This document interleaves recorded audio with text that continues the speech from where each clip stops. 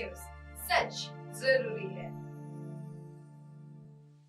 नमस्कार दर्शकों, मैं हूं आपके साथ अर्शी अंसारी। आइए देखते हैं आज की कुछ खास खबरें। आप देख रहे हैं MNS न्यूज लाइव।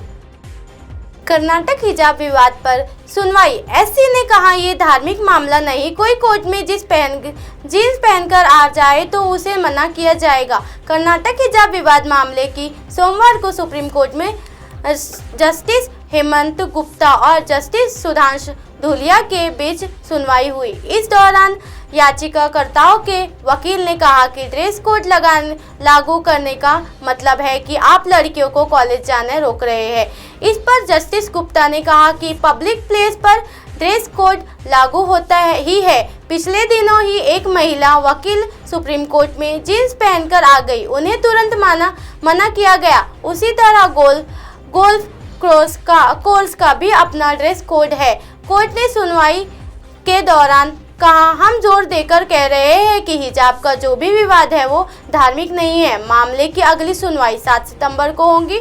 सुनवाई के दौरान किसने क्या कहा? संजय हेगड़े याचिकाकर्ताओं के वकील, कॉलेज में ज्यादा कपड़े पहनने ड्रेस कोड का उल्लंघन नहीं है, धार्मिक वजहों से टारगेट किया गया, इसलिए इतना विवाद खड़ा किया गया। जस्टिस गुप्ता, कोई लड़की मिनी स्कर्ट पहनकर कॉलेज आ सकती है, कोड लागू न करे तो कुछ भी पहनने आज़ादी होगी। मौलिक अधिकारी का भी मामला है। संजय हेगड़े, स्टेट लॉ के मुताबिक कॉलेज डेवलपमेंट कमेटी की कोई कानूनी मान्यता नहीं है, जबकि यही कमेटी ड्रेस कोड तय करती है। सवाल ये भी है, जस्टिस गुप्ता, ड्रेस कोड कौन क्या करता है? मुस्लिम कॉलेज भी हिजाब पर पाबंदी है, क्रिश्चियन कॉलेज में भी हिजाब पहनकर ही व्यवस्था है।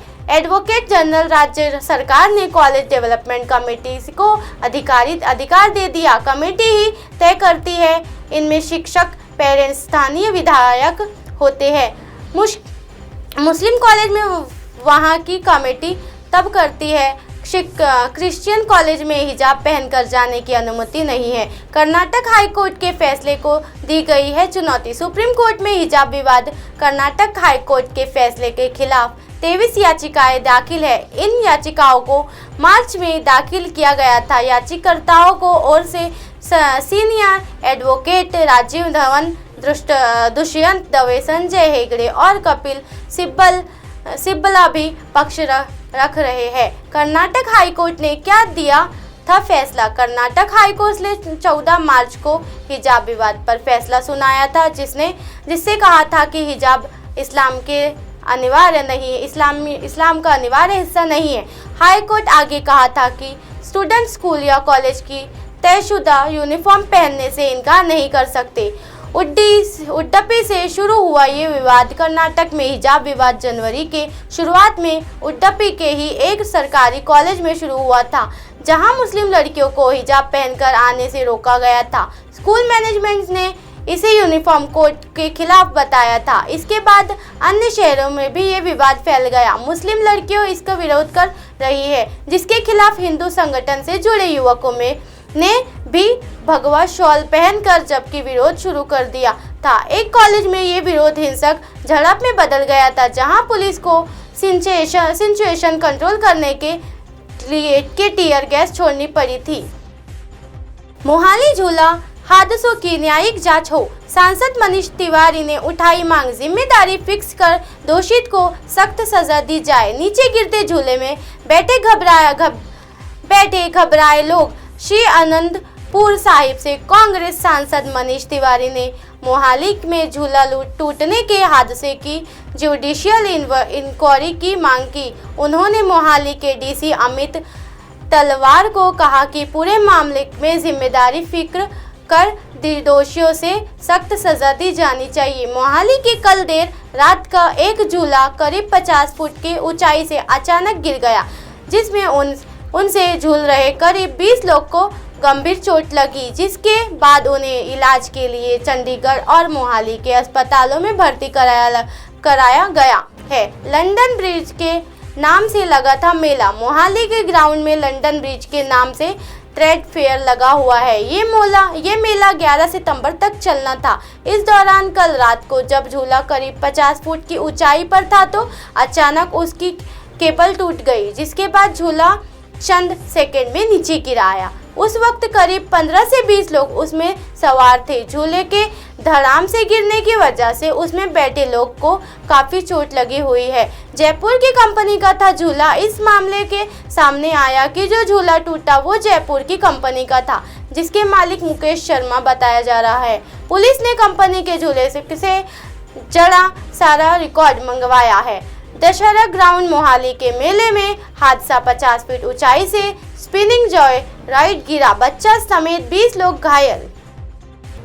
क्या राहुल की भारत यात्रा सत्ता दिलाएंगी? रथ यात्रा से बीजेपी 85 से 120 सीट पर पहुंची। जगन मोहन 430 दिन पैदल चले तो सीएम बने। 7 सितंबर 2022 को कन्याकुमारी से कांग्रेस की भारत जोड़ो यात्रा शुरू होने वाली है।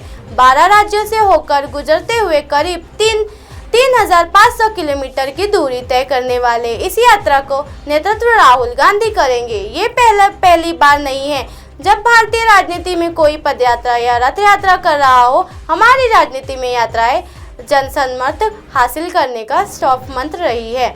1930 में महात्मा गांधी की दांडी मार्च ने पदयात्राओं की राजनीतिक शक्ति का दुनिया को एहसास कराया। वहीं 1990 में लाल कृष्ण आडवाणी की रथ यात्रा से बीजेपी कांग्रेस के बाद भारत में दूसरी बड़ी राजनीतिक ताकत बन गई। इसके सांसदों को संख्या 85 से 120 हो गई। ये दो राजनीतिक घटनाएं तो सिर्फ बनगी है। दांडी पहुंचने से पहले अंग्रेजों ने नमक को कीचड़ में बना दिया था। गांधी जी के दांडी आने से पहले ही अंग्रेजों ने समृद्ध समुद्र तट पर जमा नमक और रेत को मिलाकर कीचड़ बना दिया। ये देखकर गांधी जी के चेहरे पर जरा भी शिकन नहीं आई। जेबू भाई केशवल जी नाम के एक शख्स ने पहले ही कुछ नमक छिपाकर रखा था। इसी से बापू ने एक चुटकी नमक उठाया और कहा, इसके साथ ब्रिटिश साम्राज्य की नींव को हिला रहा हूँ। राजीव के गुस्से को मुद्दा बनाकर शुरू किया चैतन्य रथम यात्रा। 1982 में एक रोज राजीव गांधी हैदराबाद आए थे। हवाई अड्डे पर उन्हें रिसीव करने सीएम ने अजया भी पहुंचे। भीड़ को देखकर राजीव बिफर गए और उन्होंने मुख्यमंत्री को लोगों सामने ही खरी खोटी सुनाई।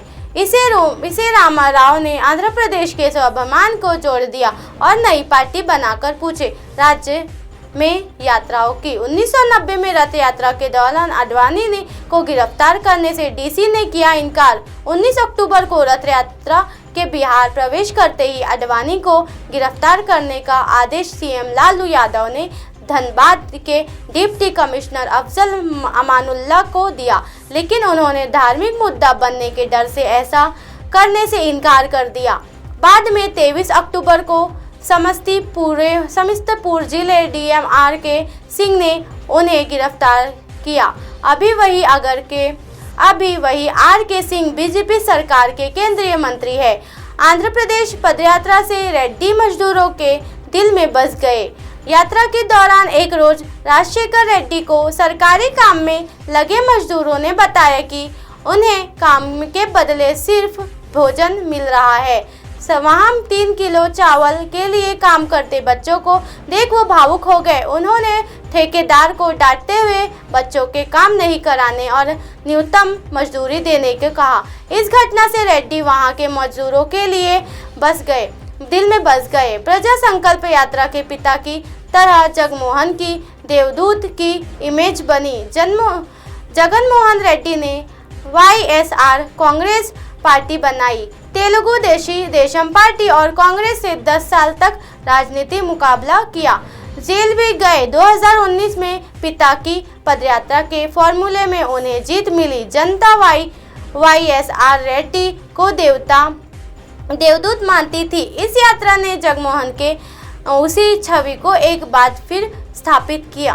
अब आप हमारे चैनल को आपके मोबाइल पर भी देख सकते हैं। मोबाइल ऐप पर देखने के लिए play store MNS news TV app download करें। इंस्टा, लिंक, ट्विटर, कुक, फेसबुक और कई सोशल मीडिया के प्लेटफॉर्म पर हमारा चैनल उपलब्ध है। आप इसे यूट्यूब पर भी देख सकते हैं। आप हमारे चैनल को लाइव भी देख सकते हैं www.mnsnews.com पर। फिलहाल वक्त हो चला है दर्शकों ब्रेक के से लौटने के बाद देखिए देश और दुनिया की तमाम खबरें बन रही है MNS न्यूज़ पर। नमस्कार।